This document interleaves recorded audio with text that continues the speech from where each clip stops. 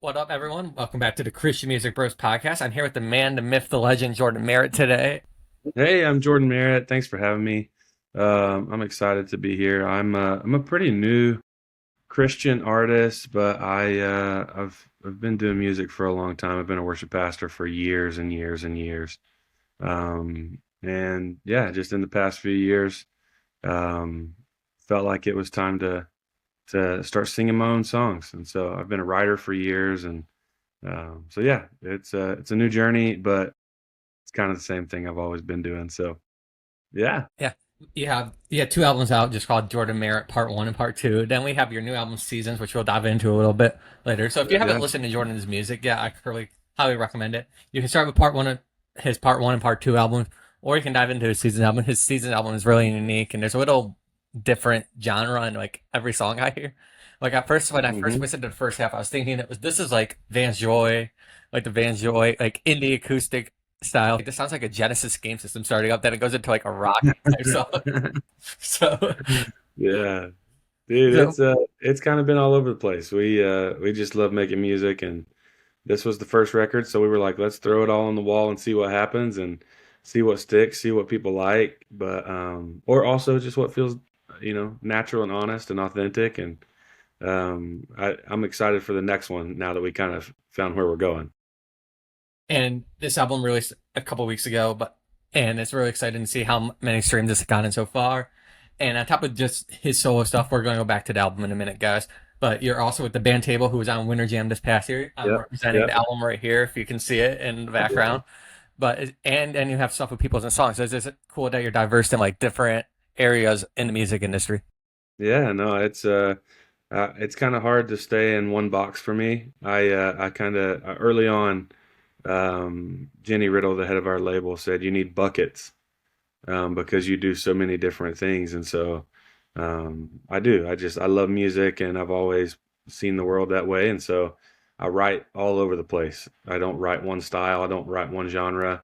I was a worship pastor, so I don't just write worship music. I kind of love it all. So yeah, I got a lot of buckets and a lot of different things going on, but trying to keep them all moving.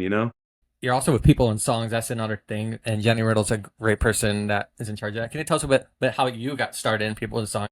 Like I've Yeah, had Cliff Preston here. I had Phil King. They've been two artists that's been with people and songs. So how did you get started in people and songs? man, I've kind of been a part of People and Songs since the beginning in some ways. I met Jenny in 2013, I think.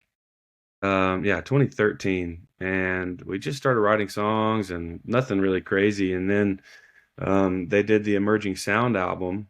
Well, before that, I had done a couple of conferences with People and Songs. It was Micah Tyler, Charity Gale, David Gentiles, that whole crew, and I played drums for it.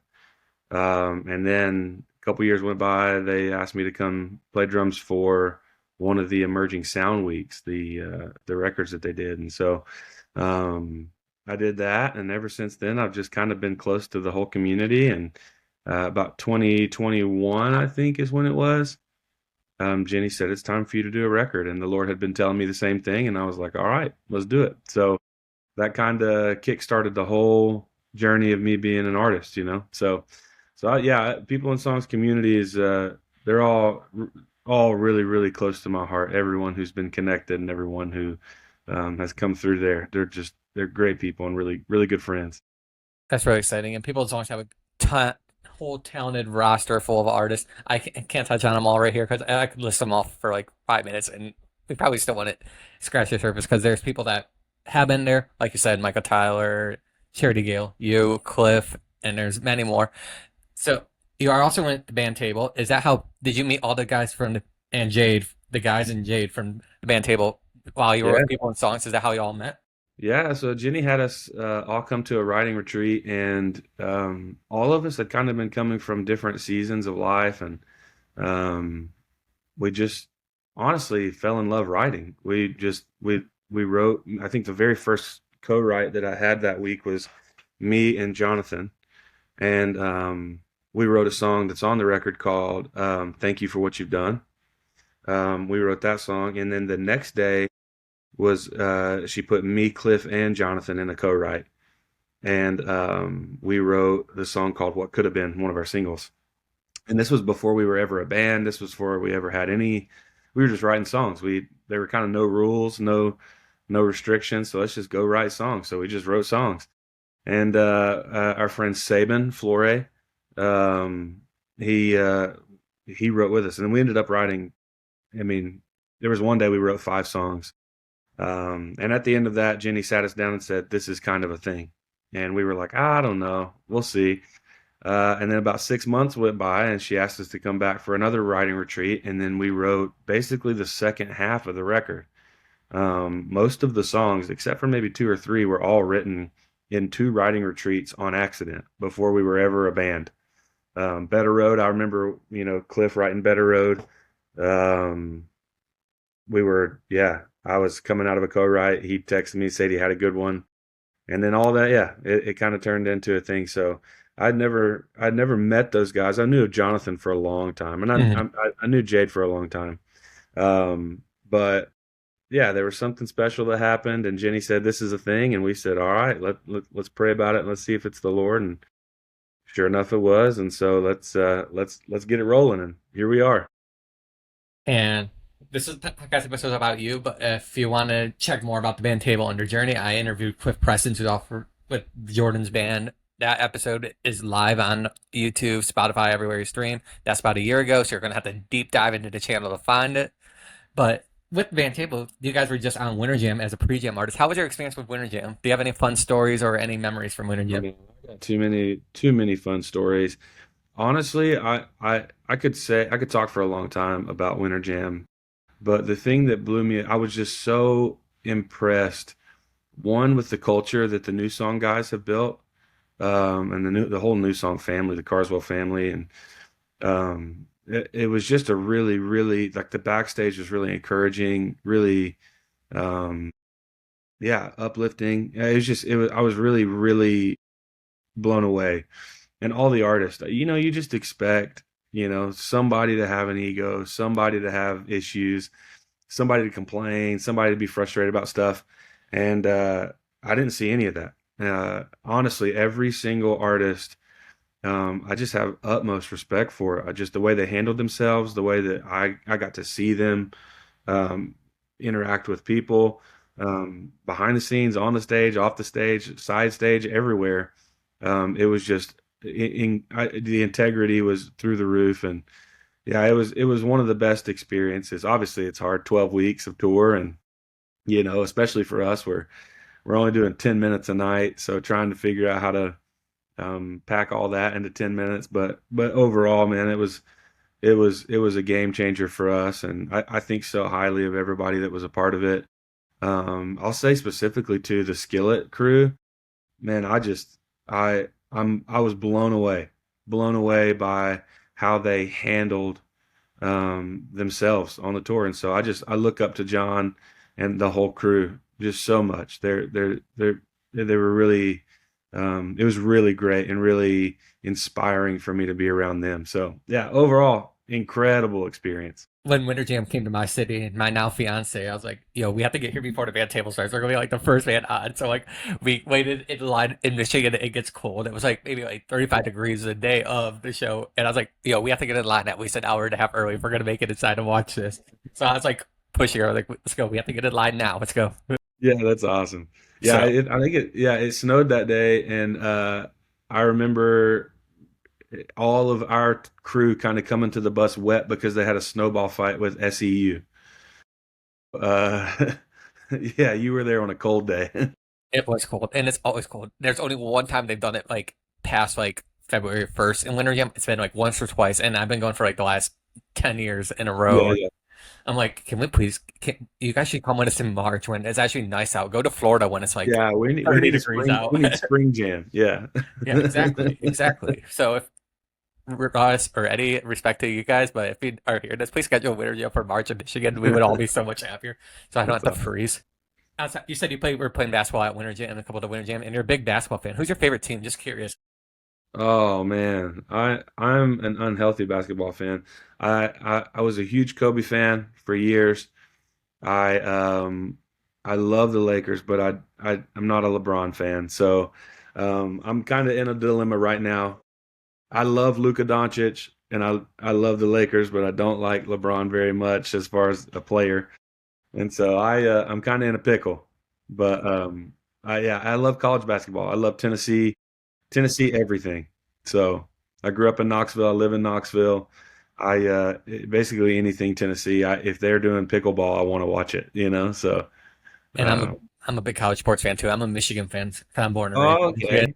okay. Yeah, all I heard right. I heard somewhere the other day that Michigan and Tennessee are actually playing an exhibition against each other in basketball this year, or a season game. I don't remember which one, but I heard that.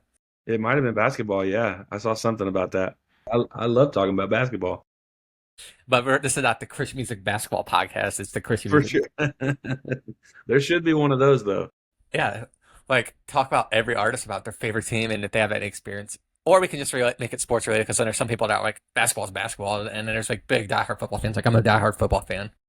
Oh yeah, When NFL season starts, I'm all in on the Detroit Lions. Even I've been waiting for the Detroit Lions to win the Super Bowl as much as I've been waiting for like Mercy Me's new album or them yeah, to yeah. come like on tour and all that. You just released your new album, Seasons. Can you tell us a little bit about that album, like how that process was? Yeah.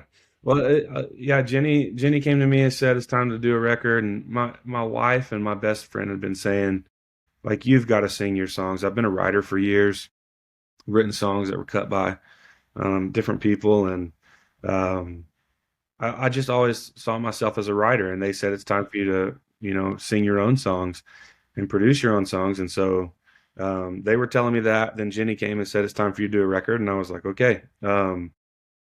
Let's do it. And so that really started the whole journey. I didn't even know what to write. So um didn't I had some songs that I had, obviously written before that, but I also had some songs that I was writing at the time. And that's why the record kind of feels all over the place, is it's a whole record of me kind of discovering who I am as an artist.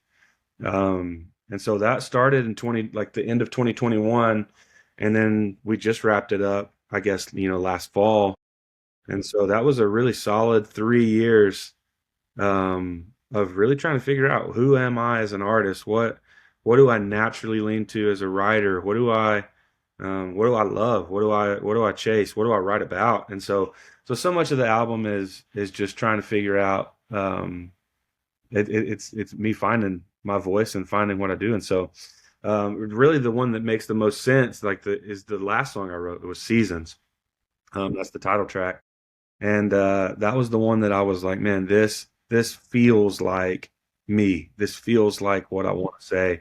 And so that one's getting pushed at radio right now and stuff like that, and it's available there. So yeah, it was just a whole journey. So that it was cool to see not only the content of what I was writing, right, the lyric of the whole thing, was kind of it's a journey, right? But even musically, it's a journey. So the next ones probably won't be as all over the place, but they might be. Who knows? But when I look back, that's what I will love about this album, is that it was part of the journey, and it was trying to figure out all the different expressions that I feel in my body as an artist. I want to do rock and roll. I want to do acoustic. I want to do worship. I want to do all these different things. I'm a huge Stephen Curtis Chapman fan, and so The goat. you can hear a whole lot of that, and so that's just it, I look back on it, and there's a lot of things that I am like, man, I wish I would have chased this song or produced this song differently or whatever, but it's the journey. Not to age myself, but Steven Curtis Chapman was putting out albums before I was even born. It's just like crazy. For Like sure. this guy's still going strong, and it's just impressive that he's still going strong to this day. Like you see a lot of artists just phase out after like 10, 20 years. Like they're like, okay, we're done. But Steven Curtis Chapman is just keeping the ball rolling, and he's still going strong to this day. Yeah, He's the oh, goat. yeah, he's a monster. Just like you said, like Cope with Kobe, like Steven Curtis Chapman's the goat Yeah, of Christian music. that's right. That's right. That's But right.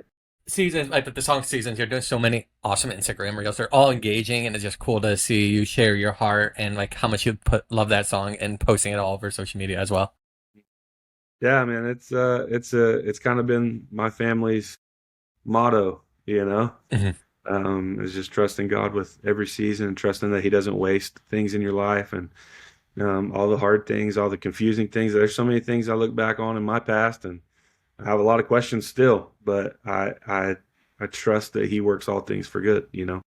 Amen to that. And it's like how you were saying with all the different styles. Like we kind of touched briefly on it, like right at the beginning of this episode. But like when the new song, New Genesis, it sounded like you were starting up a Genesis in that song. So that's why I was Yeah, like, oh, is this actually like you starting up a old Genesis from like I actually 1980, like sitting in I that way? didn't think about that actually. That's I've never connected those dots, but yeah, it's kind But of it got makes it that. sound like it's like an electrical like outlet, and then, like it just starts the Yeah, it's song. got So those that's where I 80s get it. things. Yeah, And then like that was like a rocky vibe, which was really cool. And then you have some like worship vibes album songs like Benjamin William Hastings, the Brandon Lakes, and out there.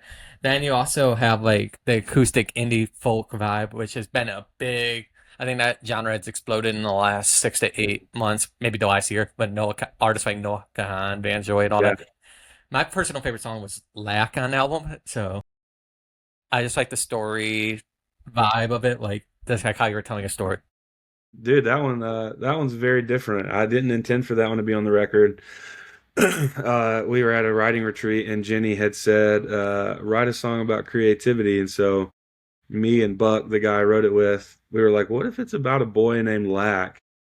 And honestly, I was just writing it for, I don't know, just to write it. It's just kind of an exercise. And then it kind of became like, oh, this is part of my life, you know. Most of my life I've kind of looked around at everybody else and said, "Oh, they have this, I don't." And that kind of shifted from, "Oh, why don't I have everything?" to I'm gonna do what I see in my head with nothing, you know. And so I actually, while we were on Winter Jam, I don't know if you could see, I got that Mhm. tattoo. It says lack across the middle because there's part of my life that feels like I'm that little boy who just wanted to go do something special, but didn't really have the tools and the resources, but wanted to go do it. And so that's really what the heart of the whole song is, that people would stop looking at their limitations, and look at their creativity. You know? And I think like it's just unique compared to the rest of the album too. So it just like really stood out with like I said, the story element and everything. A Yeah, lot of so you don't get a lot of back in the day. You got a lot of songs like with story elements. Like there's a lot of old country songs that would tell a story. Some pop songs that tell a story.